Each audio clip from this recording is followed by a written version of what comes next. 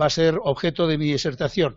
La imputación objetiva como requisito del tipo objetivo o de la parte objetiva del tipo del delito. Si esta conferencia la hubiera dictado, como he hecho en otras ocasiones en Colombia, en otras universidades fuera de mi país o en mi país, hace 15 años, les habría añadido del tipo de los delitos de resultado. Pero debo avisarles que en la doctrina científica actual se va imponiendo cada vez más la tesis, y así la acojo yo en la segunda edición de mi manual, publicada hace 2 años, que la imputación objetiva es un requisito del tipo que se elaboró pensando en los delitos de resultado como requisito normativo adicional al de la relación de causalidad, pero que luego se ha percibido que los 2 grandes requisitos de la imputación objetiva, el primero, la adecuación del curso de los acontecimientos, o sea, la previsibilidad objetiva y la idoneidad para poder producir un hecho típico. Eso es, dicho en otros términos, la peligrosidad, la creación de un riesgo relevante por parte de la acción, que ni más ni menos eso es la adecuación. Y el segundo gran requisito, que es el que el hecho producido encaje en el fin de evitación de la norma, son requisitos que valen tanto para los delitos de resultado como para los delitos de pura actividad o de mera conducta. Y, por tanto, la imputación objetiva es un requisito objetivo del tipo de todos los delitos. Hay que decirlo esto porque en la primera edición de mi manual yo decía que era peligroso ampliar la imputación objetiva a los delitos de mera actividad. Pues no es peligroso, es lo coherente. Bueno, dicho esto, la imputación objetiva no voy a entrar ni me voy a extender ni en sus orígenes ni en el primero de sus requisitos, el de la adecuación o creación de un riesgo relevante de peligrosidad de producción de un hecho delictivo. Sin embargo, simplemente diré que es un requisito del delito que crean 3 autores alemanes, Larens, Honig y Engisch, en los años 20-30, tomando la vieja idea de la imputación de muchos juristas, no solo penalistas, de Hegel, de Kant, etcétera, y trayéndola a la teoría del delito sumada al concepto de acción primero, como primer requisito del delito, y luego al concepto de causalidad, diciendo que sin imputación objetiva del resultado, en aquel entonces se hablaba sin duda del resultado, de delitos de resultado, no se puede dar la parte positiva del tipo completo. Esa teoría inicialmente en los años 20-30 era minoritaria, pero a lo largo de los años 50-60 en la doctrina alemana se va haciendo cada vez más mayoritaria y es nuestro común maestro alemán, el genio mayor del derecho penal que yo creo que ha tenido el siglo XX después de Franz von Liszt, sin desmerecer a un penalista tan genial como fue el creador del finalismo, Hans Welzel, pero desde luego en la segunda mitad del siglo XX y en su conjunto Klaus Roxin es una cabeza absolutamente privilegiada y única. Y por cierto, llevamos ya 2 décadas del siglo XXI y Klaus Roxin con sus 83 años sigue con la mente lúcida y sigue conferenciando por todo el mundo. Es un privilegio verle. Pues bien, Klaus Roxin fue el gran difusor de la teoría de la imputación objetiva y el que la desarrolló. No solo él, una cantidad enorme de autores alemanes la fueron desarrollando. Y luego en la dogmática de otros países, en países de lengua hispana, empezando por España, pero también en Italia, en países centroeuropeos, la teoría de la imputación objetiva se van haciendo aportes a la misma y se acaba convirtiendo en teoría absolutamente no solo mayoritaria, sino dominante poco a poco en la doctrina científica y en la jurisprudencia de prácticamente todos los países. Tiene un enemigo mortal esta teoría, que sin embargo admite la doctrina claramente dominante, es el finalismo. Lo que pasa es que como el finalismo hoy es una posición residual dentro de la dogmática, antes no lo fue, pero ahora sí, de la dogmática penal, pues la verdad es que se ha hecho absolutamente mayoritaria. ¿Y qué sostiene el criterio de la imputación objetiva después de todos los desarrollos que se le han dado? Resumiendo lo siguiente, para que un hecho, inicialmente se decía, para que un resultado pueda ser atribuido, se puede hacer responder del mismo a un sujeto, a un ser humano, a su autor, no basta con que se haya causado o se haya contribuido causalmente a la producción de ese hecho o de ese resultado, si es un delito de resultado, sino que jurídicamente debe poder valorarse la producción de ese hecho o de ese resultado como obra de la acción del sujeto y de la peligrosidad inherente a dicha acción. Y por eso obra de aquello que precisamente la ley penal quiere evitar, para proteger bienes jurídicos. Por tanto, no puede tratarse de una causación de un hecho que, en definitiva, sí se ha causado, el ser humano lo ha causado materialmente, pero desde el punto de vista jurídico podría atribuirse más bien al azar, al destino ciego. No, hay que hacer una valoración jurídica en varios pasos, de tal manera que se den estos requisitos que acabo de decir: peligrosidad inherente a la acción, realización en el curso del hecho precisamente de ese peligro, y que se trate de aquel tipo de peligros o de aquella clase de peligros que la norma quiere evitar. Esto ha dado lugar a los dos grandes requisitos que les acabo de anticipar, que se exigen para la imputación objetiva: la creación de un riesgo relevante, también llamada adecuación de la acción y del curso causal, que es lo mismo, creación de algo, de un curso causal previsible, objetivamente previsible, con el que se puede contar. Eso significa que ahí hay peligrosidad, hay riesgo. Creación de riesgo que la doctrina moderna mayoritaria en Alemania, y se va imponiendo por influjo de la teoría alemana, también en muchos países, en muchos autores, se exige que sea riesgo no permitido, creación de un riesgo superior al permitido. O sea, se mezcla aquí la teoría del riesgo permitido con la teoría de la imputación objetiva, y que precisión esta, o forma de entender este primer requisito: creación de un riesgo desaprobado, jurídicamente desaprobado, un riesgo, por tanto, no permitido.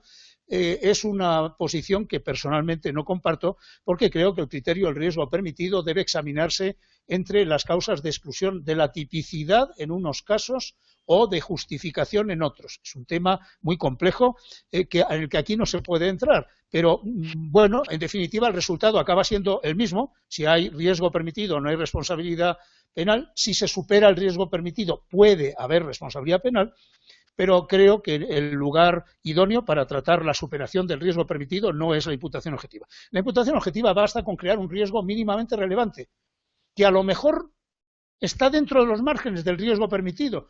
No importa, con eso ya podría haber imputación objetiva. Luego iremos a examinar si, pese a todo, pues se autoriza la acción porque preponderan otros intereses que hacen que el riesgo se pueda permitir. ¿De acuerdo? Y este criterio, ya no les digo más del criterio de la adecuación, y hoy llamado también criterio de la creación de un riesgo relevante. Este criterio es el que durante los 30 primeros años de discusión de la imputación objetiva sustituyó la viejísima discusión de más de un siglo sobre si los cursos causales irregulares, anómalos, con causas concurrentes, con causas que se adelantan unas a otras, con lo que se llama ruptura o interrupción del nexo de causalidad o del nexo causal, pues daba lugar a responsabilidad penal o no. Todo lo que antiguamente se discutía diciendo hay o no hay relación de causalidad conforme a la teoría de la equivalencia de las condiciones, o de la causa adecuada, o de la causa jurídicamente relevante, o de la prohibición de regreso, o de las causas individualizantes, todo eso, a partir de los años 60, la dogmática penal moderna lo trata, deja de discutirlo en la causalidad. La causalidad es algo mucho más simple, se aplica como teoría mayoritaria a la teoría de la condición y se acabó, y se descartan las otras teorías restrictivas y se dice no, las restricciones jurídicas hay que hacerlas en el requisito de la adecuación, previsibilidad objetiva y peligrosidad de esa acción para bienes jurídicos y, por tanto, creación de riesgos jurídicamente no despreciables. Bueno, dejo, por tanto, este requisito y paso al segundo requisito, que va a ser el objeto fundamental de atención de mi conferencia. El segundo requisito es el de el fin de protección o evitación de la norma. Este criterio, y vamos a irlo viendo en muchos pequeños grupos de casos, pues es el que da, desde mi punto de vista, sin duda es lo que comparte la doctrina en la ciencia y en la doctrina de los tribunales, el que da más juego a la hora de decidir cuándo se hacen restricciones en virtud de la interpretación del sentido de la finalidad de los tipos, porque, por cierto, algunos de ustedes dirán, ¿dónde está el requisito de la imputación objetiva que hoy se ha convertido en requisito mayoritario? Cuando el tipo de las lesiones, de la estafa, del homicidio, hablan de causar un perjuicio, están utilizando la palabra causar o producir. ¿Por qué hay que pedir imputación objetiva? Muy sencillo, porque los tipos penales utilizan elementos no puramente fácticos, o no solamente elementos fácticos, sino que claramente ahí hay elementos con un significado axiológico, o sea, valorativo, y por tanto con un significado normativo, y que pretenden una determinada finalidad, un telos. Entonces hay que hacer interpretaciones axiológicas y teleológicas de los elementos aparentemente fácticos. Al final no son solamente fácticos. Entonces no es más que, es un criterio de interpretación, la imputación objetiva, que quede esto claro. Interpretación restrictiva, por cierto, con lo cual no se vulnera el principio de legalidad, de los requisitos objetivos del tipo conforme a criterios axiológicos o valorativos y teleológicos o finalistas. Pues bien, el criterio del fin de protección o de evitación de la norma lo destacan una serie de penalistas alemanes, Ulsenheimer, quizá el primero, después Roxin, y Roxin le añade en los últimos años, en las diversas ediciones del tomo 1 de su tratado, un segundo criterio que llama el del ámbito del tipo, pero en el fondo y en definitiva se confunden bastante y la doctrina mayoritaria consideran que es el mismo criterio. Hay que buscar la finalidad del tipo, la finalidad de la norma y ver si el hecho que se produce encaja en aquel tipo de hechos que la norma penal, en este caso, bien de delitos dolosos, bien de delitos imprudentes, pretendía evitar. Por eso se le llama fin de evitación de la norma, aunque desde la otra perspectiva muchos hablan del criterio del fin de protección de la norma. Pues bien, ese criterio, en primer lugar, supone que ese riesgo que en la adecuación hemos dicho creación de un riesgo jurídicamente relevante, para muchos jurídicamente superior al permitido, bueno, no disputamos eso, que ese riesgo de la acción se realice precisamente en el resultado final producido o en el hecho finalmente ejecutado si es un delito de actividad. Que no haya simplemente una peligrosidad ex ante, que finalmente esa peligrosidad se consume en el resultado. A eso le llaman algunos nexo de antijuridicidad. Aplicando este criterio, ¿cuándo no habrá imputación objetiva? Que es lo que ahora nos interesa desde el punto de vista negativo, para que veamos para qué sirve esta categoría, para absolver en muchos casos, o para que no absolver, para que no haya delito consumado. Pues miren, en primer lugar, en los llamados cursos anómalos o irregulares, derivados de un hecho doloso o de un hecho imprudente, en muchos casos hay que excluir la imputación objetiva porque, bueno, se podría hablar de que no hay adecuación, pero otra perspectiva es negar que se realiza el peligro en el resultado concreto. Por ejemplo, cuando una herida a un campesino primero se cura y no iba a ser una herida que causara gravísimas lesiones, ni menos la muerte, pero luego, por falta de higiene, se infecta. Pues lo cierto es que lo que se ha realizado es el riesgo de la falta de higiene, no el riesgo de la primera herida que con la primera cura quedó descartado. Así que no ha habido realización en el resultado del riesgo que implicaba la acción peligrosa. O un disparo, caso este que parece caso de caso de laboratorio, pero que se produce en la práctica, la policía lo sabe, los disparos que producen un rebote múltiple y curiosamente acaban alcanzando a una persona, a la víctima que quería el autor o a alguien que está a su lado con suficiente potencia para producirle la muerte o lesiones muy graves. Se puede considerar aquí que la peligrosidad que implicaba un disparo hecho con muy mala puntería en vez de al lugar donde está la víctima, realmente a una pared o al techo, no es la que se ha realizado. Se ha realizado algo totalmente anómalo, que es en el fondo obra de la casualidad, del azar. Por tanto, ¿qué pasa en estos casos? ¿No hay responsabilidad? No, lo que no hay es imputación objetiva, pero había una tentativa inicial. Habrá responsabilidad no por delito consumado, sino por tentativa. Segundo grupo en que puede ocurrir lo mismo, los casos de desviación del curso causal, o por causalidad superadora, o rebasante, o adelantada. Pues en ellos el peligro de la acción no se realiza. Por ejemplo, si yo apuñalo a alguien en el tórax con ánimo homicida, pero la víctima por lo que muere no es porque yo le alcance un órgano vital, sino que realmente le he dado una zona no vital, no he interesado ningún órgano esencial, pero el cuchillo, y no lo sabía el autor, estaba envenenado. De modo que una herida un poco profunda le causa la muerte. ¿Se ha realizado la peligrosidad de un apuñalamiento mal hecho?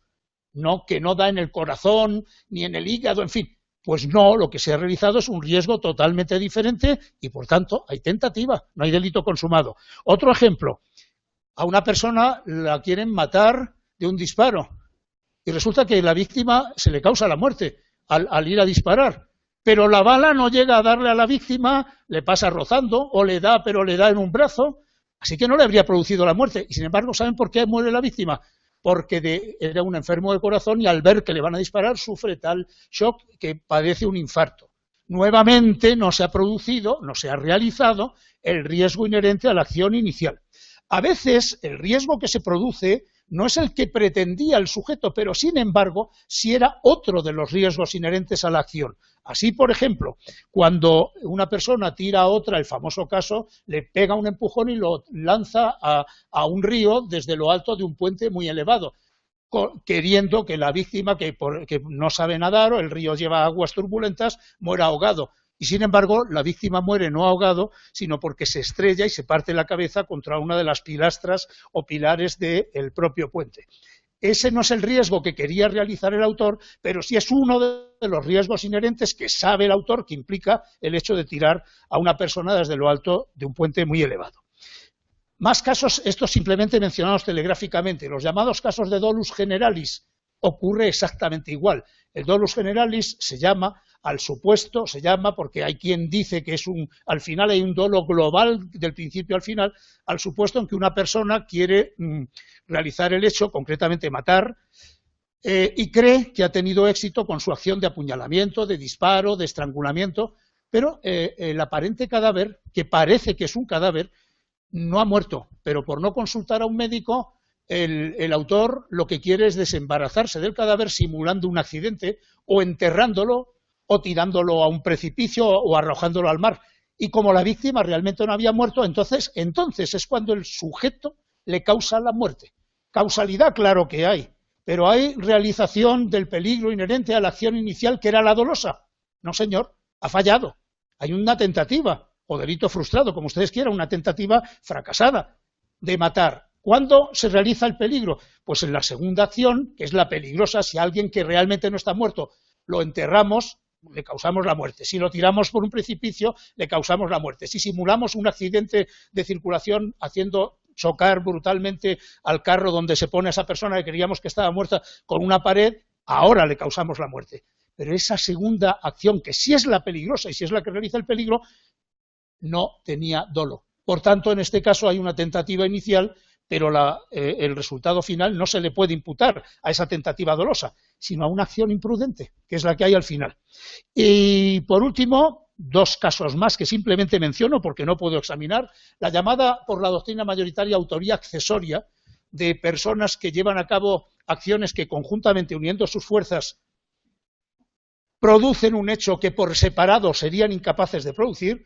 A eso solo se le llamará autoría accesoria, pero es una mala traducción del alemán Nebentäterschaft, que en español debería traducirse, y así lo propongo en mi manual, en la última edición, como autoría yuxtapuesta o autoría paralela, porque lo de accesorio parece que es accesorio de algo principal, y no, son dos autorías en plano de igualdad, sin que alguien sepa del otro. Esto se puede dar en delitos dolosos o en delitos imprudentes. Pues bien, el resultado, el hecho que finalmente se produce, no realiza la peligrosidad insuficiente de las dos acciones iniciales. Y eso tiene consecuencias. Y por último, existen los llamados cursos causales hipotéticos, en los cuales alguien ha producido un atropello, una muerte, unas lesiones graves, y las ha producido de verdad infringiendo normas.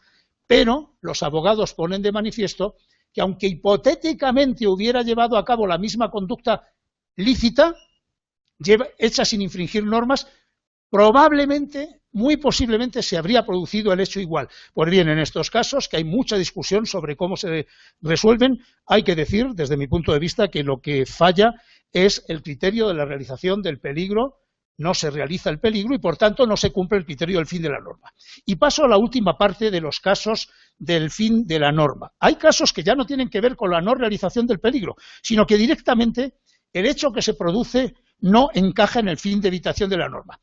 En las últimas décadas es el criterio que más discusión está produciendo. Voy a mencionar de modo casi telegráfico, porque no tenemos tiempo, desgraciadamente, para detenernos un poquito en ellos. Supuestos que, según la doctrina, puede que no encajen en el fin de la norma, bueno, hay discusión en algunos de ellos y hay parte de la doctrina que opina que sí. Primero, los llamados segundos daños. ¿Cuál es el supuesto de segundos daños? El supuesto paradigmático es en un choque en la autopista entre un carro que hace alguna imprudencia con otros vehículos que chocan con él, quedan varios vehículos formando un tapón, un trancón en la autopista, y en ese momento en ese primer choque inicial, ha habido a lo mejor un muerto, o ni siquiera, ha habido heridos, ha habido daños en los automóviles, pero nada más. Y llega posteriormente uno o dos vehículos a gran velocidad y, a pesar de que deberían haber visto que hay un accidente, no reducen a tiempo, impactan violentísimamente contra los vehículos que están parados, y eso sí que produce muertes de varios de los ocupantes o pasajeros, incluso unos que están en los vehículos, otros que se habían bajado del vehículo y estaban entre dos carros y son aplastados. Este segundo daño se le imputa, por supuesto, al conductor negligente, que debería haber detenido a tiempo y no lo ha hecho, pero se le imputan también al primer conductor, al primer automovilista que produjo el accidente inicial. Debe responder también de estas segundas muertes, no solo civilmente, sino penalmente. Pues hay un sector de la doctrina que dice que esas segundas muertes no encajan en el fin de protección de la norma. Yo personalmente no lo creo. Creo que sí que encajan en el fin de la norma, pero bueno, aquí hay discusión. Otro caso muy discutido: daños o resultados sobrevenidos muy posteriormente a la acción. Son los llamados resultados diferidos en el tiempo. Como consecuencia de accidentes laborales o como consecuencia de infecciones de enfermedades infectocontagiosas muy peligrosas, una persona contrae una enfermedad que no le produce la muerte ni el día que la contrae, ni la semana, ni al mes, sino al cabo de 1, 2, 3, 5 u 8 años. Por tanto, se produce el resultado muy diferido en el tiempo. ¿Este tipo de resultados encajan en el fin de evitación de la norma? Pues bien, para una parte de la doctrina importante, y yo tengo ciertas simpatías por esta teoría, eso permite decir que en los casos del SIDA, de transmisión dolosa o doloso eventual o imprudente, o en algún caso doloso intencional, el llamado desesperado que, sabiendo que está infectado de SIDA, con una inyección pincha a una persona que sabe que la jeringa está contaminada y queriendo transmitirle el SIDA con una enfermedad muy grave. Si se acaba produciendo el resultado muerte muchos años después, ¿le es imputable a la acción? Para quienes defienden, yo tengo simpatías, insisto, que la ley no pretende incluir en el tipo del homicidio, en la finalidad de la ley, ese tipo de resultados diferidos al cabo de muchos años. No solo el caso del SIDA, en casos de accidentes laborales que producen secuelas en la salud del sujeto, que se va agravando y que al cabo de 8 o 10 años acaba muriendo. ¿Se debe acusar a quien le provocó el accidente laboral o la enfermedad laboral un delito de homicidio por imprudencia o no? O solamente las lesiones iniciales. Tercero, este es un grupo de casos muy interesante. La consecuencia de riesgos asumidos por personas, pero cuya asunción del riesgo viene legalmente impuesta.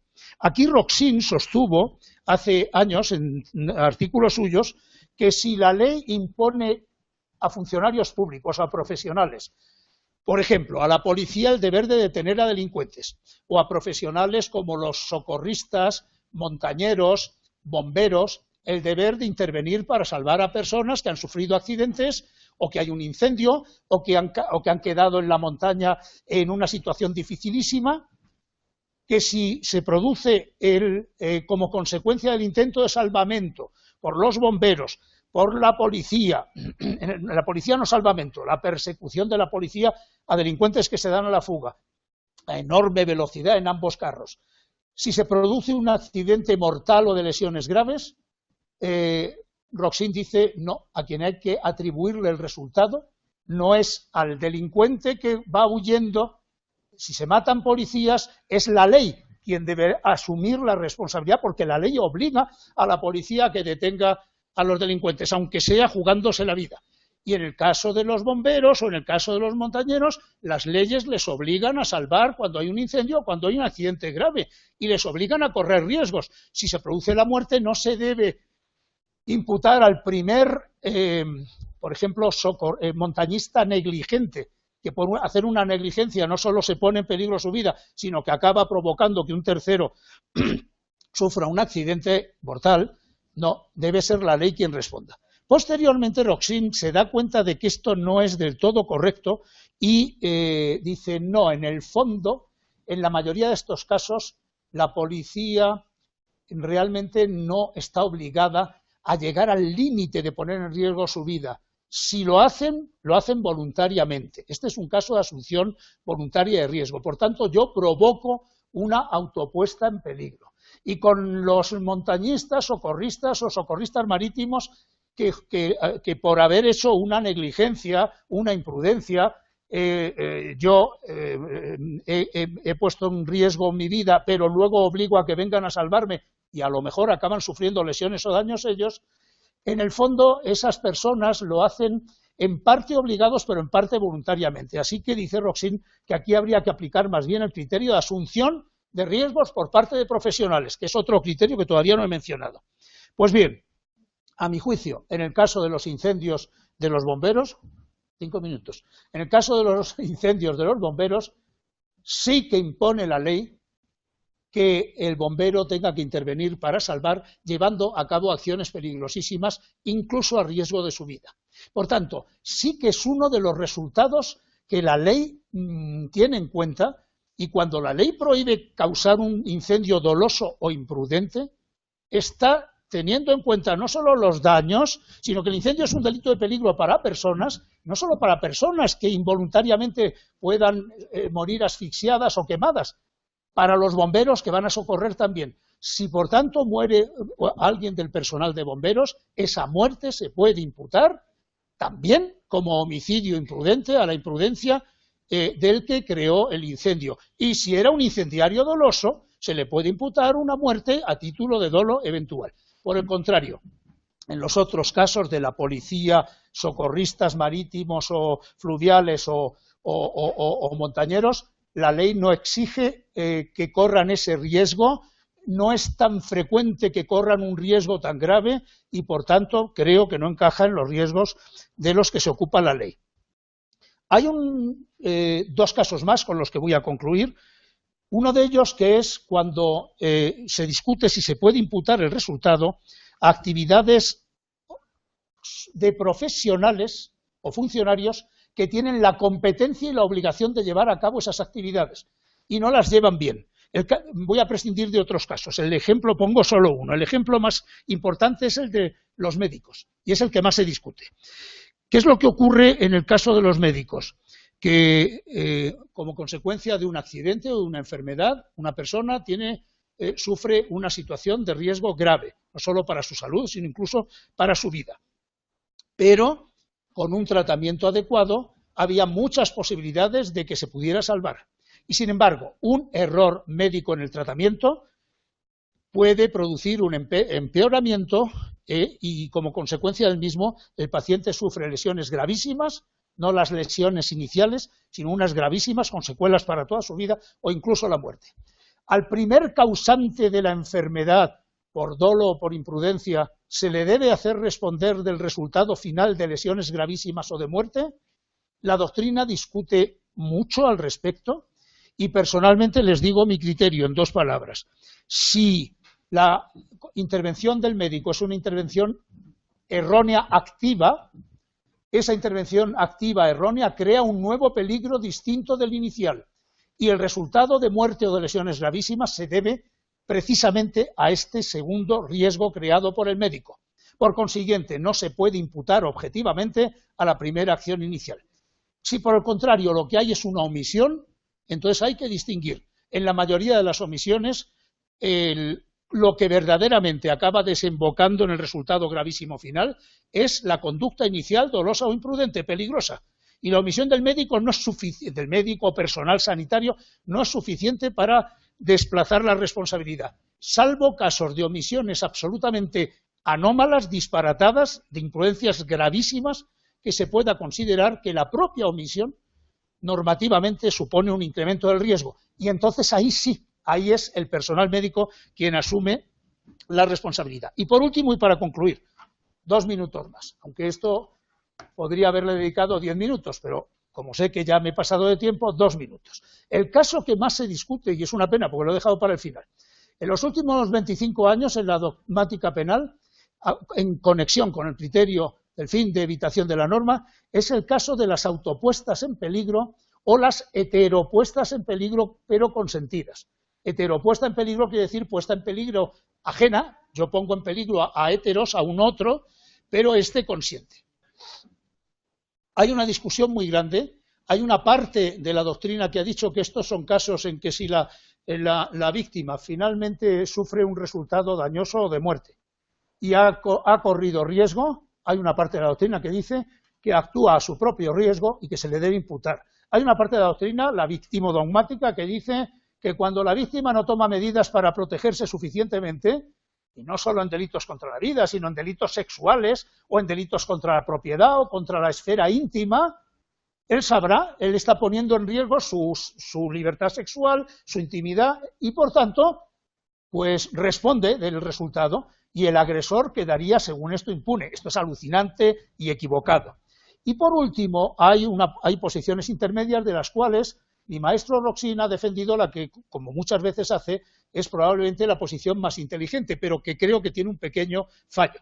Roxin dice, si el tercero se limita a participar en una autopuesta en peligro, pero quien verdaderamente se pone en peligro a sí mismo es la víctima, la conducta del tercero, por mucho que favorece la autopuesta en peligro, no es susceptible de imputación objetiva. El resultado finalmente producido no encaja en el fin de la norma. ¿Y por qué? El argumento de Roxin es el siguiente. Dice, en derecho alemán, no ya la autopuesta en peligro, sino la autolesión más grave, que es la muerte o las autolesiones corporales, son impunes. Aplicando las reglas de la participación, participar en un hecho atípico es impune. Y como la ley no ha creado un delito de participación en la autolesión ni de participación en el suicidio, entonces argumento de Roxin, argumento a maiore ad minus, de mayor a menor. Si participar y ayudar, no en una autopuesta en peligro, sino nada menos que en una autolesión de la integridad corporal o autolesión de la vida, suicidio, es impune, tiene que ser impune con mayor motivo la participación en la simple autopuesta en peligro. Claro, esto no vale para el Código Penal español o para el Código Penal colombiano, que castigan la inducción y el auxilio o ayuda al suicidio, ¿verdad? Por tanto, este argumento de Roxin ya no vale. Roxin da otros argumentos, pero en definitiva, al final él dice con otros argumentos que si simplemente yo participo en una autopuesta en peligro que la hace la propia víctima, yo debo quedar impune. Si por el contrario yo pongo en peligro, puesta en peligro ajena de otro, heteropuesta en peligro a un tercero, por mucho que él consienta, entonces sí que se me imputa los resultados que sufre ese tercero, hay imputación objetiva. Y por último dice Roxin, y esta es la aportación genial de Roxin, dice, pero hay heteropuestas en peligro en que realmente soy yo quien pongo el peligro al otro y el otro se limita a consentir, que normativamente equivalen a una simple participación en una autopuesta en peligro. Y dice Roxin, ¿y eso cuándo es? Pues cuando la víctima, el que consiente, conoce el peligro exactamente igual, tiene el mismo grado de conocimiento del peligro que el autor que le está colaborando con él. Personalmente, y este es el fin de mi conferencia, he defendido en un artículo publicado hace 4 años en varias revistas, si buscan en internet lo pueden encontrar, que no basta con el criterio de Roxin del conocimiento por parte de la víctima. Lo que importa, y esta es la aportación mía desde el punto de vista de los requisitos, es que la víctima, en esos casos, tiene que tener el control objetivo del riesgo. Y les voy a poner un solo ejemplo que demuestra que Roxin y yo llegamos a resultados uno solo. Que llegamos a resultados distintos. Hay un caso muy famoso en Alemania, que es el caso de los autosurfistas, los que hacían surfing a bordo de automóviles. Y dirán ustedes, ¿cómo que hacían surfing? Sí, hacían lo mismo que las tablas del surfing, se subían en el techo del carro, se agarraban como podían al techo y le decían al conductor, venga, maneja y a correr y a dar vueltas a ver si aguanto y no me caigo. Muchos de estos casos, desgraciadamente, acabaron con caídas espectaculares, con accidentes de partirse la columna vertebral, de quedar tetrapléjicos o de producir muertes. Roxin dice, el grado de conocimiento de las víctimas es el mismo que el del conductor. Por tanto, aunque aparentemente esto es una heteropuesta en peligro consentida, dice Roxin, no, el conductor simplemente participa en una autopuesta en peligro de la víctima. Así que el conductor debe quedar impune, no se le puede castigar por un delito de homicidio o de lesiones imprudentes. Yo simplemente por intuición, cuando leí este caso, dije, esto está mal. Y eso es lo que me llevó, y dije, no señor, aquí lo que cuenta es, ¿quién controla el curso del hecho? La víctima que está sufrida, que hace una barbaridad, pero agarrado al techo del vehículo, ¿controla el riesgo? Pues no lo controla, porque una vez que va el coche en marcha, por mucho incluso que quisiera decir para, no le van a oír. Y además no se agarra bien. Como no lo controla, esta es una puesta en peligro en la que claro que hay imputación objetiva y por tanto responsabilidad penal. Nada más y muchísimas gracias.